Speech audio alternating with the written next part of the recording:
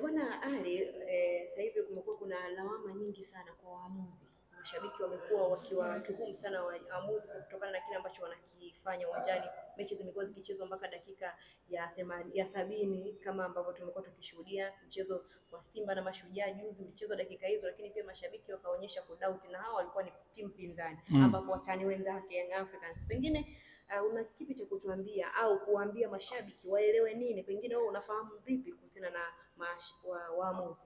Kwanza moja kati ya ni kweli kuna changamoto, kwa sababu hata ukiangalia kwenye eneo la waamuzi katika mashindano ya kimataifa, nchi kama Uganda, Rwanda, Burundi zinatuzidi katika idadi ya waamuzi wanaopewa nafasi ya mechi za CAF, Champions League Cup, Confederations Cup, hata ni mashindano yote ya kimataifa. Kwa moja kati ya kitu ambacho hapa kwetu kwa kweli tunataka tukifanyie kazi. Na kitu ambacho hata mimi huwa nakiona na hata tushawahi kuwa tunakizungumza, kwa kweli katika vitu ambavyo wanaviona katika eneo la decision kwenye waamuzi.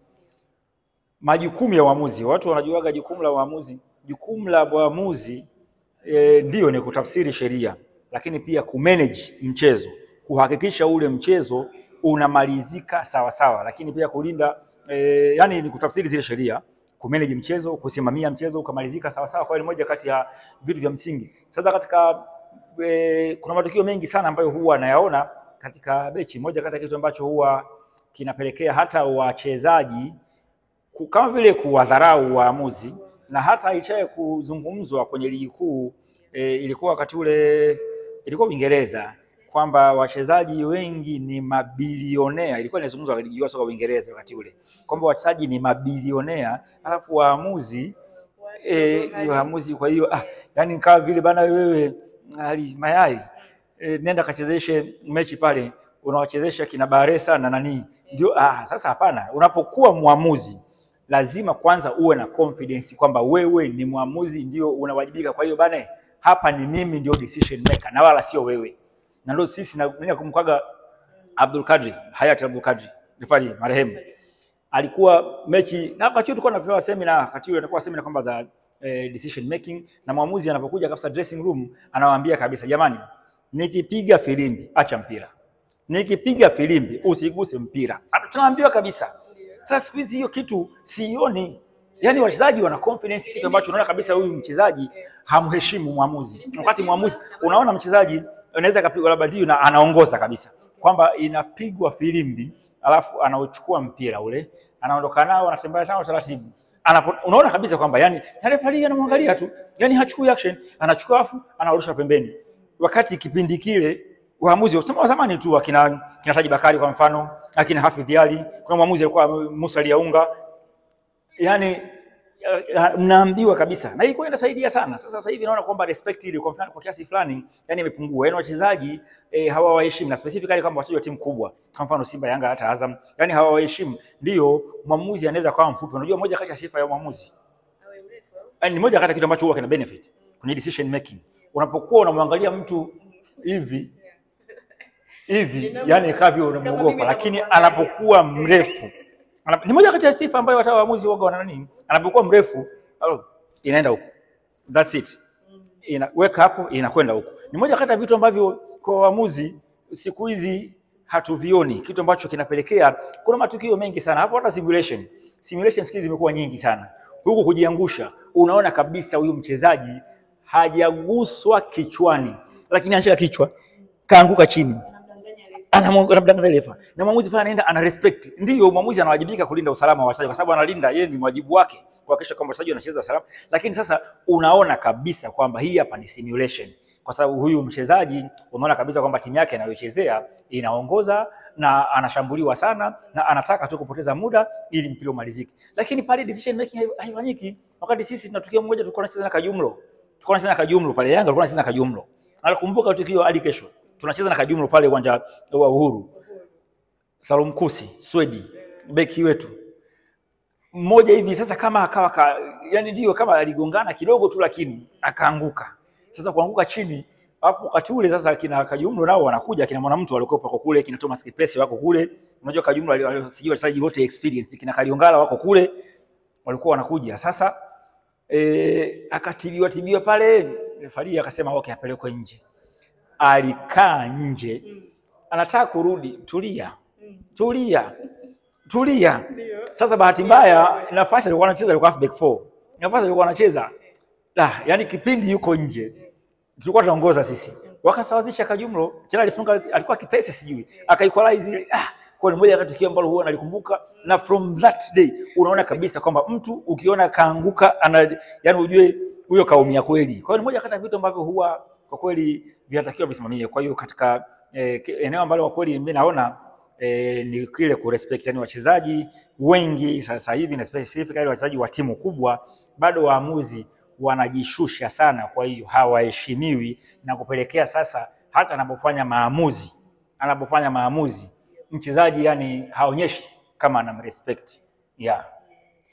Kuna wakati tunaona hata mwamuzi anachezesha mechi anaogopa labda mtu akigusa, kwa sababu ukubwa wa mchezaji fulani akigusa hata kidogo tu anashindwa yani kusema kwamba hii hapa ni ndogo sana au imekuwa simple sana, anapiga filimbi. Aston anasema simulation skills zimekuwa nyingi sana, yani simulation hizo kudanganya wachezaji, kudanganya zimekuwa nyingi sana. Hata ukiangalia review, na bahati nzuri sasa hivi teknolojia ipo. Kipindi chetu si hakuna teknolojia, hakuna TV, ni radio tu.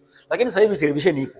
Unaona kabisa kwamba baadaye hata ukireview ukiweka slow motion, hii simulation kabisa, na hata maamuzi. Lakini yani basi ndio vitu ambavyo kwa kweli ndio. Lakini pia mmoja kati ya vitu ambavyo pia waamuzi katika training huwa wanapewa ni kuwalinda wachezaji, kwa sababu masuperstar, hamna mchezaji ambaye superstar huwa anakabwa sana. Superstar huwa anakabwa. Kwa hiyo ni moja kati ya mafunzo ambayo waamuzi huwa wanapewa ni kuwalinda masuperstar. Ni moja kati ya kitu ambacho, kwa sababu hata mchezaji beki yoyote, hata sisi kipindi tunacheza, mimi wakati tuko CDA wanakuja wanasema bana, sasa pale hapa tunakula na idibili, tulikuwa na fullback wetu mmoja, bana huko una fullback unakula na idibili, mimi hapa kwenye midfield hapa tulikuwa tunapanga utana Salvatore De Agostino au namba 10 Sekedo Chambua. Hapa tulikutana nayo, hakuna kurudisha mguu nyuma. Ni vitu ambavyo sasa waamuzi huwa wanatakiwa pia kuwalinda masuperstar, lakini sasa inategemea yani it has to be a right decision, kwa sababu nyingine sasa zinakuwa ni simulation. Lakini kitu kingine ambacho pia kimekuwa inaonekana ni muda. Watu wanatakiwa wajue mchezo unatakiwa uchezwe dakika 90. Watu wanatakiwa wajue hivyo. Dakika 90 ndio principle, ndio sheria za kanuni katika 17 rules of the game. Mpira dakika 90. Sasa labda ile lugha ambayo sisi tumetumia hadi yani dakika za nyongeza. Kwa hiyo watu wanajua dakika za nyongeza, lakini dakika za nyongeza huwa zinaonekana zile kwenye TV. Lakini kwenye stopwatch ya referee, referee mpira unapochezwa ndio saa yake anai put on inaendelea. Ndio kuna saa nyingine huko inakwenda. Lakini hii hapa ambayo ya mpira kucheza ndio ana stop. Kama mpira umesimama, subiri kwanza, tulia. Uchi anatibiwa, tulia. Mimi nimestop hapa. Hiyo nyingine saa inakwenda kwenye television, saa inakwenda kwenye TV. Inaendelea ambapo nyinyi mnaangalia kwenye TV. Lakini hii hapa ndio anayotumia ana stop. Kwa hiyo hata ile watu wanafikiri kwamba zimeongezwa dakika 5. Zimeongezwa dakika 5, mbona zimeshika dakika 9? Acha katika dakika 5. Kama kuna muda umepotea, ile dakika 5 unaonyeshwa nyie. Kama kuna muda umepotea hapo, yeye ana stop kwenye saa yake. Atibiwe aendelee. Kwa hiyo watu wanatakiwa pia kuelewa kwamba sheria ni dakika 90. Na hili kwenye stopwatch ni kwa dakika za nyongeza tu au dakika zote? Muda wote mpira unatakiwa uchezwe dakika 90.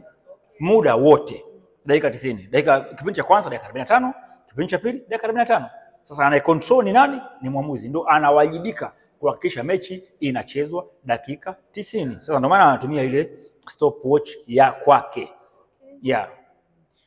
Hapo bila shaka mimi nimekuelewa, lakini pia watazamaji wamekuelewa. Na hisi lawama wakisikia interview zile za kupoteza muda, mara dakika mpira umecheza dakika 102. Kuna wakati hata sisi yule marehemu Abdul Kadir alikuwa anatuambia tulieni. Yes, ana saa yake pale. Mtacheza tu hapa. Mtacheza. Mimi sina stopwatch yangu hapa. Yes, nasoma dakika 90 huko. Mimi hapa nasoma 82. Hapa 82 bado kuna dakika 8 hapa. Kwa hiyo tulieni. Mnacheza. Kwa hiyo ni kitu ambacho ni watu wanatakiwa pia kuelewa, kwa sababu mwamuzi ndio anawajibika kuhakikisha kwamba mpira unachezwa dakika 90. Sasa hili somo kwa wachezaji, wao wanatambua, wanapewa elimu kuhusiana na upande wa muda? Of course wanatambua kwa sababu ni vitu ambavyo ni general knowledge ambayo mchezaji of course, na huwa kuna nafikiri pia bado zinaendelea zile semina za mara kwa mara ambazo huwa kabla ligi kuanza huwa kunakuwa na season hii ambayo wachezaji huwa wanapata semina kuhusiana na decision making, kwa maana ya uamuzi, lakini pia na wao kurespect zile sheria na kanuni za football. Moja kati ya kitu ambacho huwa ni cha msingi ni ile masuala ya safety and security ambayo kulindana, ambapo huwa mnafundishwa kabisa wachezaji kwamba unaona kabisa kwamba hata kwenye 18 ambapo mnakuwa mnaruka kichwa au unataka kupiga tiktaka, mpira mpigwa kona, hapo unataka kufunga wa tiktaka, hiyo si hatari? Ni hatari kwa sababu mpira wa juu ndio unaweza kawacha kwa mguu, lakini hapana, kwa sababu mmejaa, kuna congestion, haiwezekani ukaruka na tiktaka wakati mpira. Kwa hiyo ni vitu ambavyo huwa msimu unapoanza huwa wachezaji hayo mafunzo wanayapata.